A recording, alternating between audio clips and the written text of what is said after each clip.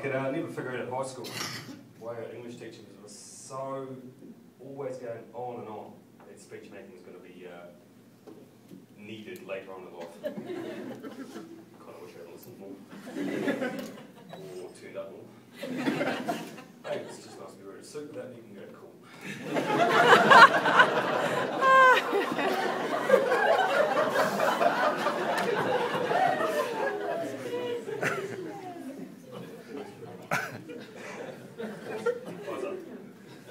For those of you that don't know me, I am Smithy, also known as Nathan.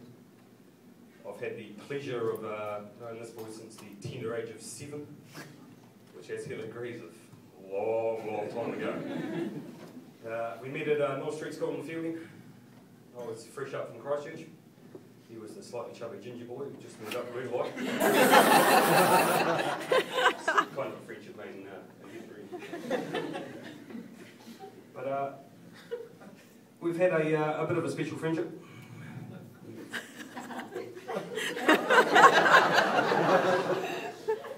It was Aidan who actually gave me my very first driving lesson. This involved parking me at the top of his street in Parkview Road in Hill, which is quite steep. Setting me off driving without actually fully explaining how the brakes work, and expecting me to turn into his driving at the bottom. Somehow we actually managed to miss the door. Just. This is taking driving instructions from a guy who, while driving his old man's work ute, managed to crash it while driving it in a manner not really intended for driving work ute.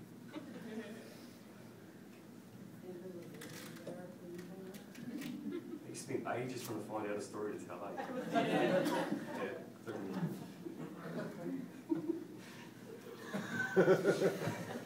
But his driving tips actually continued.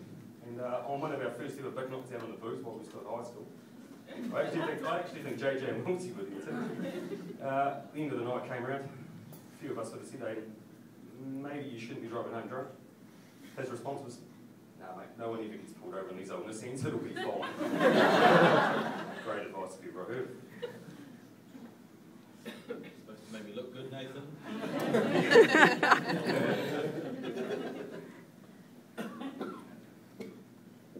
But then he's always been full of great advice. And he's always been looking out for me, making sure I'm not doing anything stupid. And on his return from England back to New Zealand, we decided a large night out on the Terps was in order. So we piled into town, had quite a few. And we were talking to a young lady at a bar one night, quite drunk I might add. It's actually Aidan who come over in an incredibly drunken state. To start giving a lecture that I had a partner at home, shouldn't be hitting on other girls. And that, you know, I had to calm down. It seems that monogamy is actually quite important to Aidan.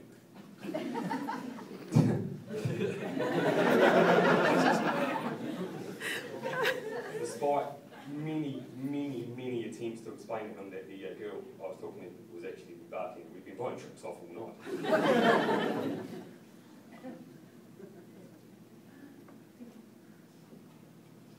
His advice on the opposite sex has actually continued, even onto my own wedding day, where upon seeing the bridesmaid walking down the aisle, gave me a nudge in the shoulder and said, I think you're marrying the wrong one.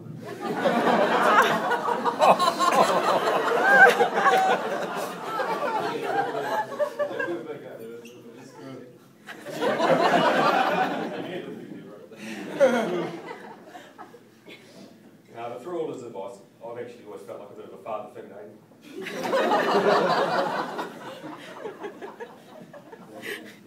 I've had to watch him drink from a bottle. Spill most of it down his shirt. Crawl around on his knees a lot. And eventually have to tuck him in because he feels a bit sick.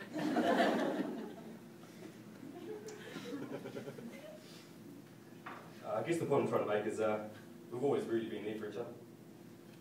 I'm there whenever he needs to move house. Whenever he needs his car fixing.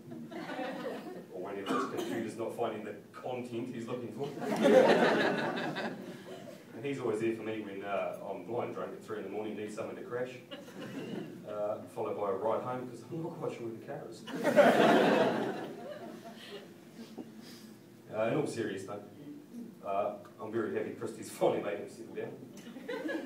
Well, for many years I was worried about him. As many of you will know, he is quite a ladies' man.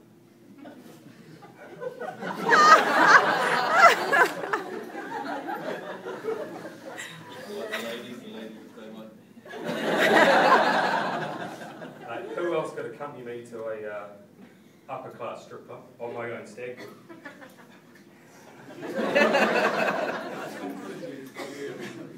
An upper class strip club. Only to be involved with a young lady. You guys? Hi, remember me from school? We're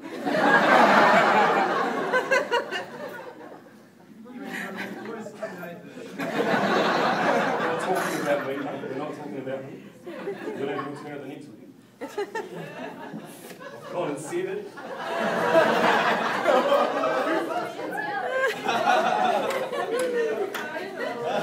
No. I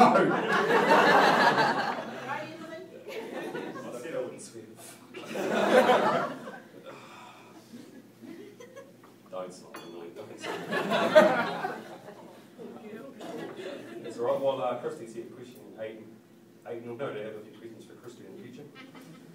Like, why is it Christy cannot keep the lid off the little glass jar, but she can manage to slam the heavy wooden door?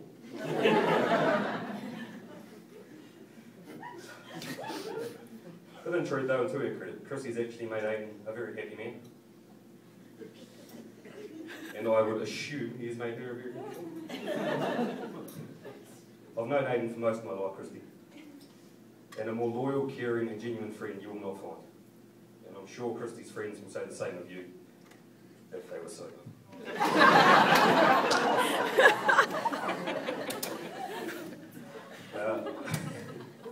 I, and no doubt everyone else here, wish you the best for the future. So we'll get to wrap this up. If you all like to charge your drinks, stand up on